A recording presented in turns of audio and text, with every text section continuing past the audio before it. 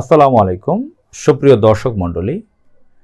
পণ্য বর্জনের মাধ্যমে শত্রু দেশের মোকাবেলা করা অত্যন্ত ভালো একটি উদ্যোগ। আপনারা জানেন সম্প্রতি পণ্য বর্জন নিয়ে আলোচনা চলছে বাংলাদেশে, তবে যেভাবে এটা নিয়ে প্রচার হওয়া দরকার সেভাবে প্রচার হয় নাই। মানুষের মধ্যে প্রচার দরকার, জানা দরকার বিদেশি পণ্য সম্পর্কে।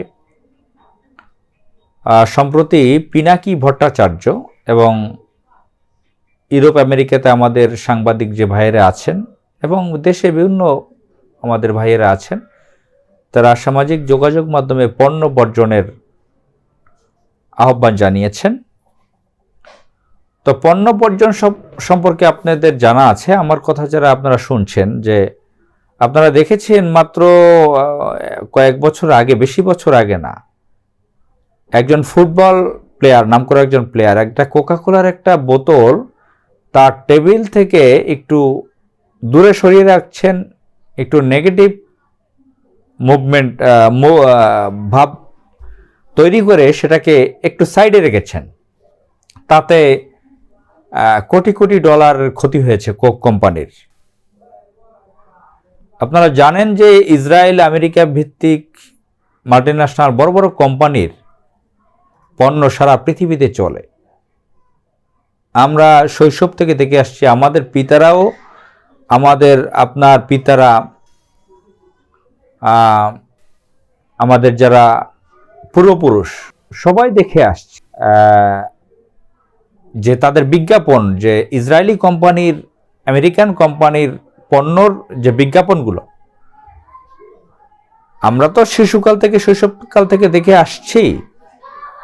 অ্যানালগ যুগের, সাদাকালো যুগের যে বিজ্ঞাপনগুলো, তো আমাদের অতীতে, আমাদের জন্মের পূর্বেও আমাদের পিতারা যখন, আমার পিতা, আপনার পিতা যখন কিশোর ছিলেন, শিশু ছিলেন, তারাও অ্যানালগ যুগের যে বিজ্ঞাপনগুলো ছিল সেটা দেখে আসছেন। সেই সমস্ত পণ্যর, এই সমস্ত পণ্যর বিজ্ঞাপনে তারা কোটি কোটি ডলার ব্যয় করেন। বিভিন্ন ধরনের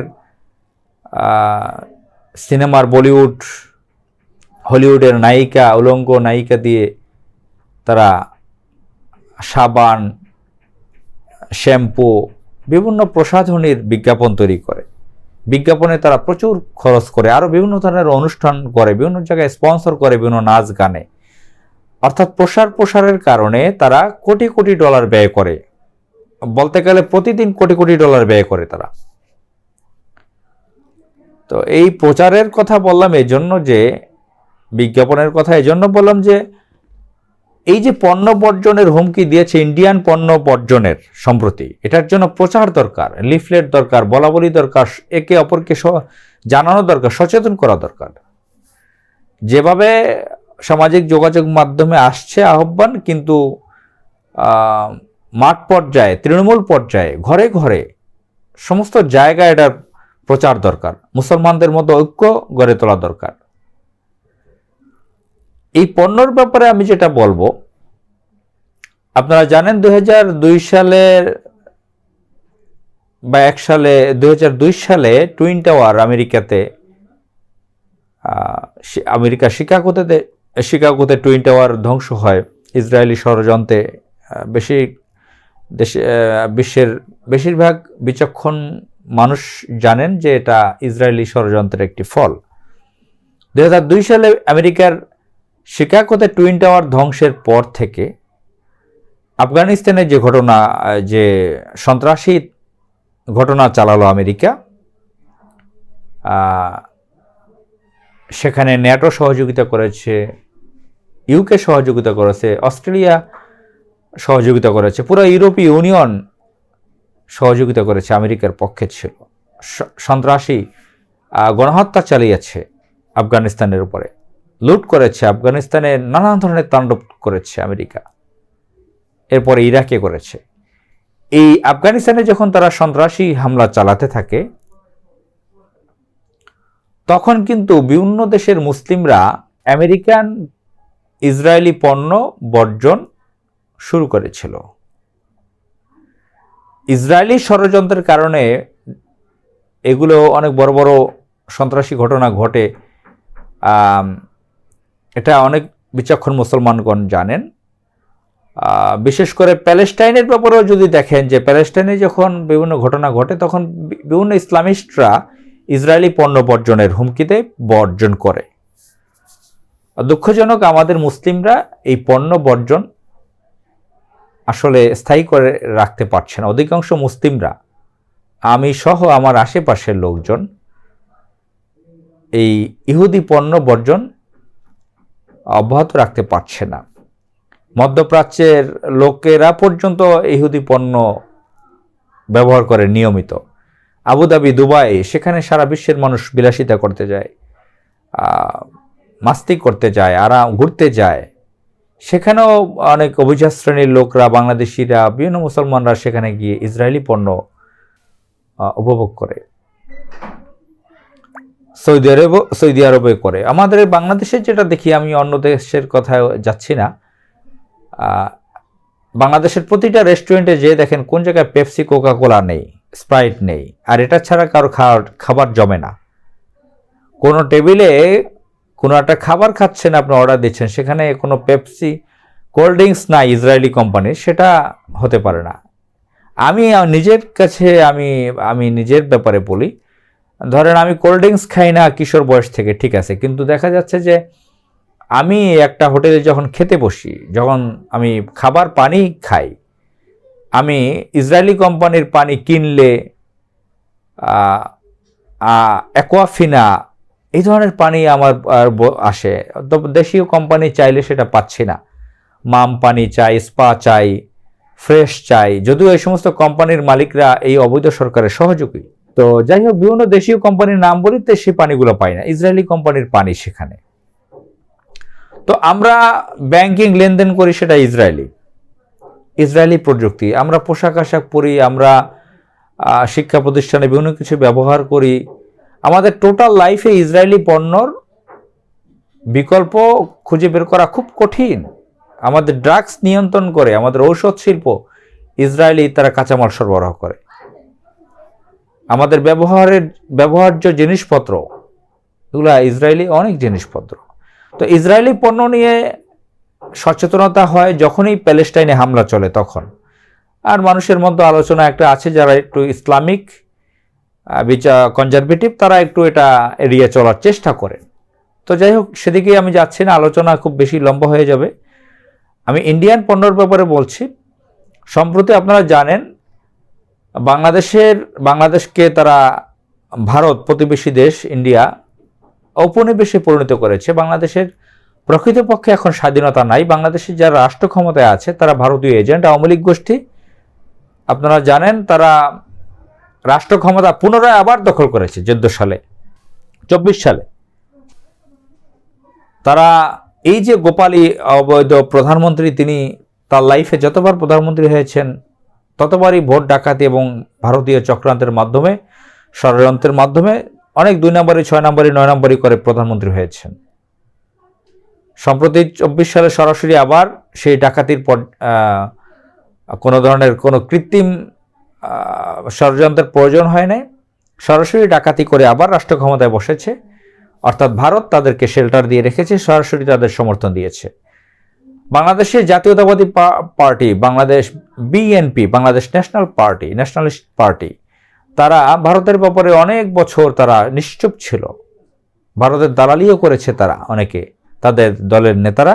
সম্প্রতি বিএনপির শীর্ষ পর্যায়ের নেতা মিস্টার তারেক রহমান, বিএনপির ভারপ্রাপ্ত অ্যাক্টিং চেয়ারম্যান, তিনি ভারতের ব্যাপারে পরিষ্কার করে কথা বলেছেন, তাকে জন্য ধন্যবাদ। এখন তারেক রহমান যখন এই বক্তৃতা দিয়েছেন, এবং বিএনপির অনেক লোক ভারতের ব্যাপারে এখন সচেতন হওয়ার চেষ্টা করছেন। আমার পরিচিত একজন আছেন, ডক্টরেট করা একজন ভদ্রলোক, বিএনপির মহাসচিব, সাবেক মহাসচিব ডক্টর খন্দকার দেলোয়ার হোসেন, তার জ্যেষ্ঠ পুত্র ডক্টর আকবর হোসেন, তিনি বাংলাদেশের ব্যাপারে অনেক চিন্তা করেন। তিনি ইসরায়েলের ব্যাপারেও যতটুকু জানি সচেতন, ইন্ডিয়ার ব্যাপারে সচেতন। তিনি লেখালেখি করেন, প্রতিবাদ করেন। ধন্যবাদ। এই ধরনের লোক যদি আরও থাকেন, তাদের জন্য শুভকামনা। তো যাই হোক, এখন এই ইন্ডিয়ার পণ্য বর্জনের আহ্বান জানিয়েছেন মিস্টার পিনাকি ভট্টাচার্য। তিনি একজন ব্রাহ্মণ হিন্দু ধর্মের অনুসারী। তিনি ইন্ডিয়ান পণ্য বর্জনের আহ্বান জানিয়েছেন। ইন্ডিয়ান পণ্যগুলোর নামগুলো তিনি বলে দিচ্ছেন, বারবার ইউটিউবে ভিডিও করে তিনি পার্ট করে বলে দিচ্ছেন। আমার এতগুলো মুখস্থ নেই, তিনি অনেক স্টাডি করেছেন, তিনি সেগুলোর নাম বলছেন বারবার। এমনকি মেয়েদের যে স্যানিটারি ন্যাপকিন হুইসপার সেটার নাম পর্যন্ত দিয়েছেন যে সেটা ইন্ডিয়ান, সেটা ব্যবহার না করতে বলেছেন। প্যারাশুট নারিকেল তেলের কথা বলেছেন, ইন্ডিয়ান রেমন কাপড়ের কথা বলেছেন, ইন্ডিয়ান আরও বহু ধরনের পণ্য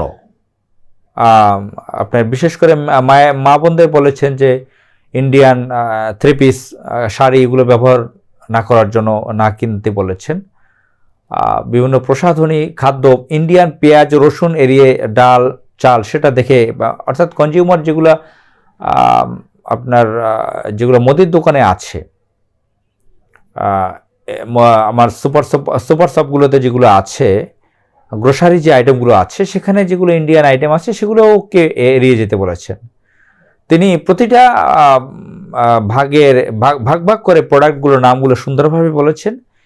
তো আমাদের ইমানি দায়িত্ব যে একটি হিন্দু, ভারতের প্রায় 150 কোটির জনসংখ্যা আছে প্রায় কাছাকাছি, সেখানে হিন্দু, খ্রিস্টান, বৌদ্ধ, মুসলমান বহু জাতি আছে। সব মানুষ তো আর খারাপ না, কিন্তু সেখানের যারা রাষ্ট্র ক্ষমতায় বারবার আসছে, কংগ্রেস বিজেপি, সবাই ব্রাহ্মণ্যবাদী, উগ্র হিন্দুত্ববাদী। বিশেষ করে বিজেপি উগ্র হিন্দুত্ববাদী। তবে বিজেপি এবং কংগ্রেস উভয়ই বাংলাদেশে তাদের বিশ্বস্ত এজেন্ট, তাদের পরিচালিত যে এজেন্ট আওয়ামী লীগ তাদেরকে রাষ্ট্র ক্ষমতায় রাখছে। তো এই যে 24 সালেও বাংলাদেশের কোটি কোটি মানুষের বিরুদ্ধে গিয়ে ভারত আওয়ামী লীগ তাদের এজেন্টকে রাষ্ট্র ক্ষমতায় বসিয়ে দিয়েছে, এর প্রত্যক্ষভাবে সাপোর্ট দিয়ে সমস্ত গণতান্ত্রিক বিশ্ব যখন এটার বিরোধিতা করছিল, ইউনাইটেড নেশনস, ইউরোপীয় ইউনিয়ন, আমেরিকা, অস্ট্রেলিয়া, কানাডা, সারা পৃথিবীর গণতান্ত্রিক দেশগুলো যখন এটার এই অবৈধ সরকারের অগণতান্ত্রিক কার্যক্রমের বিরোধিতা করেছে, এখানে একটি সুষ্ঠু নির্বাচন চেয়েছে, তখন এই ভারত তাদেরকে শেল্টার দিয়ে, সরাসরি সাপোর্ট দিয়ে তাদের রাষ্ট্র ক্ষমতায় বসতে সহযোগিতা করেছে। বাংলাদেশের রন্ধ্রে রন্ধ্রে তাদের গোয়েন্দা সংস্থার লোক ছড়িয়ে পড়েছে। বাংলাদেশের বিরুদ্ধে তাদের ষড়যন্ত্র অনেক আগে থেকে। তো যাই হোক, এই যে পিনাকি ভট্টাচার্য, আমি তো বলবো তো এদের পা ধোয়া পানি খাওয়া উচিত বাংলাদেশের অনেক মুসলমানের, যারা নামে মাত্র মুসলমান, গরুর গোস্ত খাওয়া মুসলমান। সম্প্রতি ফেসবুকে, সামাজিক যোগাযোগ মাধ্যমে একজন হুজুরকে দেখেছি যে তিনি একজন হিন্দু লোকের ছবি দিয়ে বলেছেন যে মুসলমানদের তার পা ধোয়া পানি খাওয়া উচিত। সেটা হচ্ছে দেলোয়ার হোসেন সাঈদীর, মাওলানা দেলোয়ার হোসেন সাঈদীর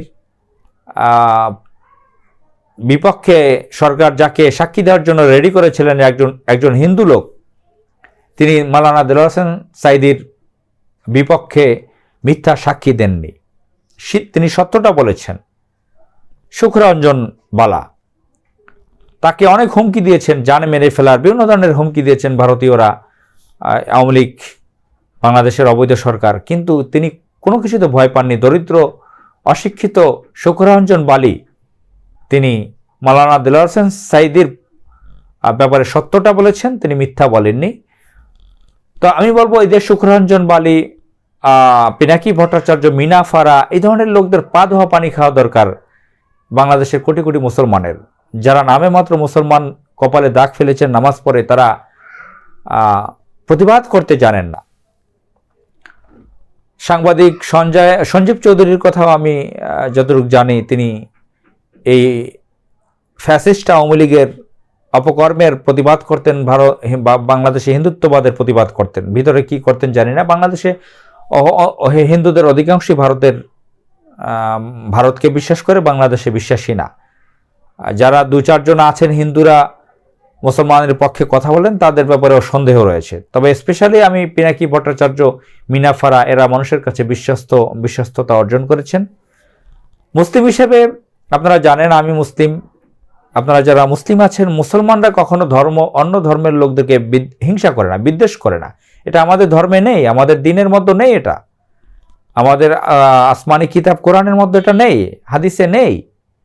আমাদের ইসলামিক কালচারে নেই অন্য ধর্মের লোকদেরকে হিংসা করা, তাদের সাথে বিদ্বেষ পোষণ করা, মারামারি করা।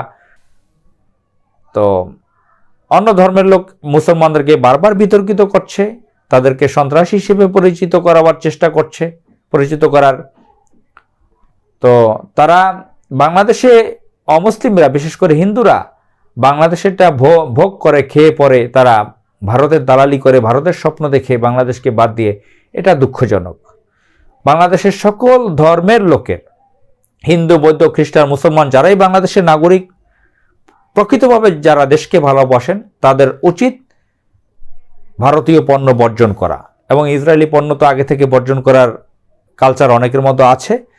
নতুন করে বাংলাদেশকে প্রকৃতভাবে স্বাধীন করতে হলে ভারতের পণ্য বর্জন অবশ্যই করতে হবে। তবে এটা মুখে মুখে শুধু বললে হবে না, প্রচার চালাতে হবে। এবং এটার জন্য আজকে শর্ট টাইমে আমি কত কথা বলবো। বাংলাদেশের এই সমস্ত পণ্য বর্জন শুধু মুখে মুখে দিলে হবে না, পণ্য এর অ্যাগেনিস্টে এর বিকল্প পণ্য দরকার আছে। দেশীয় পণ্য খুব কম এবং মানহীন পণ্যর প্রসার বেশি, যেটার কোয়ালিটি আছে, এই ধরনের পণ্য উৎপাদন বেশি দরকার। বাংলাদেশি যে কোম্পানিগুলো আছে, কয়েকটা কোম্পানি মাফিয়া কোম্পানি, তো সেটা এই ফ্যাসিস্ট আওয়ামী লীগের সহযোগী, এই যারা ভারতীয় এজেন্ট আওয়ামী লীগ তাদের সহযোগী। তারা ব্যাংক থেকে হাজার হাজার কোটি টাকা মেরে নিয়ে ব্যবসা বাণিজ্য করছে, লুটপাট করছে, মাফিয়াগিরি করছে। তো উচিত ব্রিটিশ ইতিহাস দেখা, ব্রিটিশরা কিভাবে জয়েন্ট ভেঞ্চার কোম্পানি করেছে। এই যে গ্রুপ বড় বড় কোম্পানির যে আজকে বাংলাদেশে অনেক পার্টনারশিপ কোম্পানি দেখি, ইউনাইটেড কোম্পানি বলেন, আর নোভেয়ার কোম্পানি দেখেন, অনেক বড় বড় কোম্পানি আছে বাংলাদেশে, জয়েন্ট ভেঞ্চার কোম্পানি, পার্টনারশিপ। তো আপনারা জানেন উপমহাদেশে এই পার্টনারশিপ, এই কোম্পানির ধারণা দিয়েছে ব্রিটিশরা। সেই সমস্ত হিস্টোরি দেখবেন কিভাবে ব্রিটিশরা পার্টনারশিপ কোম্পানি করে এদেশে 190 বছর এখানে রাজত্ব করেছে, শোষণ করেছে। সেই সুদূর ইউরোপ থেকে এসে এই ভারত উপমহাদেশকে লুট করেছিল। আমরা চাই না লুটপাটের সাপোর্ট করছি না। আমরা চাই বাংলাদেশের যারা তরুণরা আছেন, যারা বেকার আছেন, যারা অল্প পয়সার ব্যবসা, প্রবাসীরা আছেন, যারা টাকা কোথায় বিনিয়োগ করবেন পাচ্ছেন না, জায়গা পাচ্ছেন না, যারা ব্যবসা ছোটোখাটোভাবে করছেন, বা যারা বেকার আছেন, শিক্ষিত বেকার, বিবিএ এমবিএ করার যে ছেলেমেয়েরা লক্ষ লক্ষ বাংলাদেশে আছেন, তাদের উচিত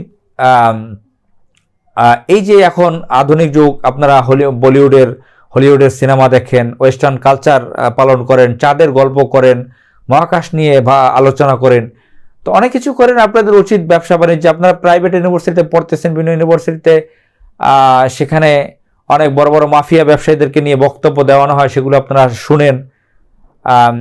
উচিত এই তরুণদের উচিত নতুন নতুন কোম্পানি তৈরি করা, সেখানে বিভিন্ন পণ্য তৈরি হবে, উৎপাদন হবে, প্রোডাক্টিভিটি থাকবে সেখানে এই যে ইসরায়েলি পণ্যর বিকল্প, ইন্ডিয়ান পণ্যর বিকল্প, যে কোন কোন পণ্যগুলো ইন্ডিয়ার আমরা বাধ্য হচ্ছি এগুলো ভোগ করতে। এগ্রিকালচার যেগুলো আছে, আমাদের পেঁয়াজ উৎপাদন দরকার, রসুন উৎপাদন দরকার, চালের উৎপাদন বৃদ্ধি করা দরকার, এগ্রিকালচার সাইডটাও দেখতে হবে।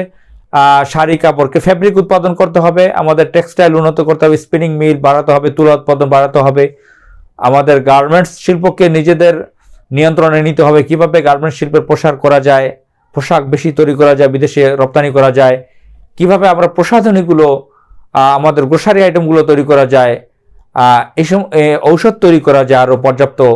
তো সেসব ব্যাপারে আমাদের তরুণদেরকে উদ্যোগ নিতে হবে, জয়েন্ট ভেঞ্চার কোম্পানি করতে হবে। কারণ আপনি ব্যাংক থেকে লুটপাট করে টাকা নেওয়ার দরকার নাই, সেটা প্রয়োজন হবে না।